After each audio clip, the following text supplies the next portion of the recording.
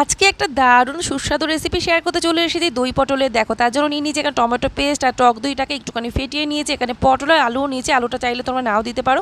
এখানে সর্ষে তেল দিয়েছি বেশ কিছুটা পরিমাণে। তারপরে এখানে পটলগুলোকে আগে ভেজে নেবো আর পটলগুলো ছুলে নিয়েছি বেশ ভালো করে।